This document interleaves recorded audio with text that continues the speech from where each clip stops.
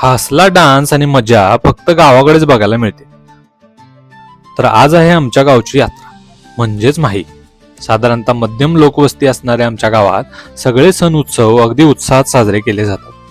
सकाळी बैलगाडा, घोडागाडी शर्यत, श्वान पळवण्याच्या स्पर्धा यांचं आयोजन केलं जातं आणि दुसऱ्या दिवशी तरुणांना प्रोत्साहन देण्यासाठी मॅरेथॉन अशा विविध स्पर्धा असतात. सगळं आवरून आम्ही सगळेजण ग्रामदैवत भैरवनाथाच्या मंदिरात गेलो. प्राचीन काळापासून पूर्ण होणाऱ्या नवसामुळे पंचक्रोशीत प्रसिद्ध असणारे हे आमचं मंदिर. मंदिराभोवती असणाऱ्या हिरव्यागार झाडीचा परिसर खूपच भारी आहे आणि गावच्या वेशीचं संरक्षण करणारा हा आमचा देव म्हसोबा. दर्शन घेऊन घरी आलो. यात्रा म्हटल्यावर पाहुणे आलेच.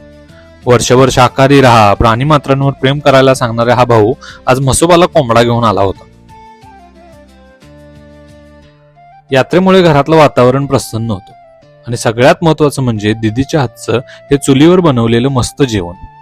मामाच्या गावची यात्रा म्हणून मग सगळी भाचा-भाची मंडळी गावाला आली होती. पाहुण्यांना जेवायला वाढलं आणि आम्ही गेलो गावामध्ये असणाऱ्या करमणुकीचा कार्यक्रम बघायला.